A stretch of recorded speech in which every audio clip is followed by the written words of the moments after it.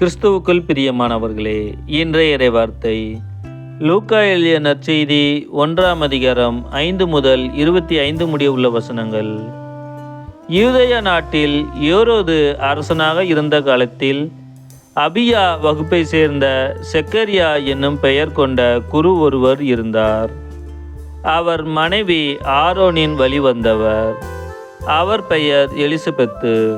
அவர்கள் இருவரும் கடவுள் பார்வையில் நேர்மையானவர்களாய் விளங்கினார்கள். ஆண்டவருடைய அனைத்து கட்டளைகளுக்கும் ஒழுங்குகளுக்கும் ஏற்ப குற்றமற்றவர்களாய் நடந்து வந்தார்கள். அவர்களுக்கு பிள்ளை இல்லை, ஏனெனில் எலிசபெத்து கருவுற இயலாதவராய் இருந்தார். மேலும் அவர்கள் வயது முதிர்ந்தவர்களாய் இருந்தார்கள். தம்முடைய பிரிவின் முறை வந்தபோது செக்கரியா கடவுளின் திருமுன் குருத்துவ பணி ஆற்றி வந்தார்.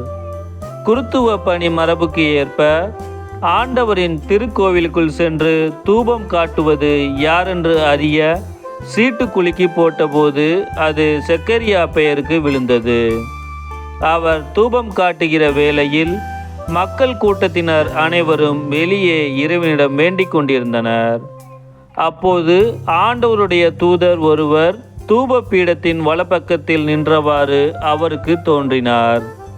அவரை கண்டு செக்கரியா அச்சமுற்று கலங்கினார். வானதூதர் அவரை நோக்கி, செக்கரியா, அஞ்சாதீர், உமது மன்றாட்டு கேட்கப்பட்டது.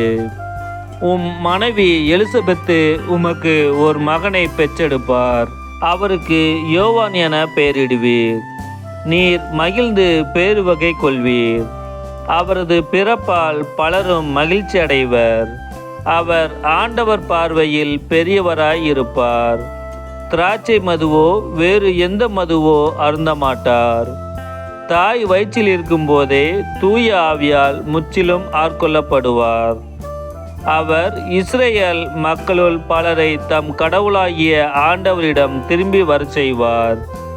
எலியாவின் உளப்பாங்கையும் வல்லமையும் உடையவராய் அவருக்கு முன் செல்வார்.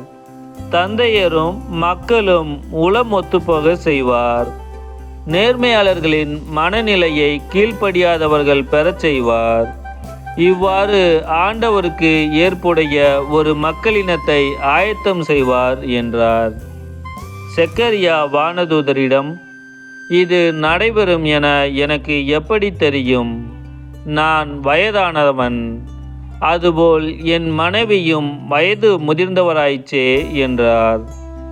அதற்கு வானதூதர் அவரிடம், நான் கபிரேயல், கடவுளின் திருமுன் நிற்பவன். உம்மோடு பேசவும் இந்த நற்செய்தியை உமக்கு அறிவிக்கவும் அனுப்பப்பட்டேன். இதோ பாரும், உரிய காலத்தில் நிறைவேற இருக்கும் என்னுடைய வார்த்தைகளை நீர் நம்பவில்லை. ஆததால் அவை நிறைவேறும் வரை நீர் பேசற்றவராய் இருப்பீர். உம்மால் பேசவே இயலாது என்றார். மக்கள் செக்கரியாவுக்காக காத்திருந்தனர். திருக்கோவிலில் அவர் காலம் தாழ்த்துவதை குறித்து அவர்கள் வியப்படைந்தார்கள். அவர் வெளியே வந்தபோது அவர்களிடம் பேச முடியாமல் இருந்தார். ஆததால் அவர் திருக்கோவிலில் ஏதோ காட்சி கண்டிருக்க வேண்டும் என அவர்கள் உணர்ந்து கொண்டார்கள். அவர் அவர்களிடம் சைகைகள் வாயிலாக உரையாடி வந்தார். பேச்சற்றே இருந்தார். அவருடைய திருப்பணி காலம் முடிந்ததும் அவர் வீடு திரும்பினார்.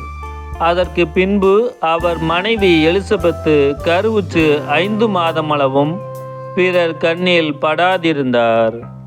மக்களுக்குள் எனக்கு இருந்த இகழ்ச்சியை நீக்க ஆண்டவர் என் மீது அருள் கூர்ந்து இந்நாளில் இவ்வாறு செய்தருளினார் என்று தமக்குள் சொல்லிக் கொண்டார்.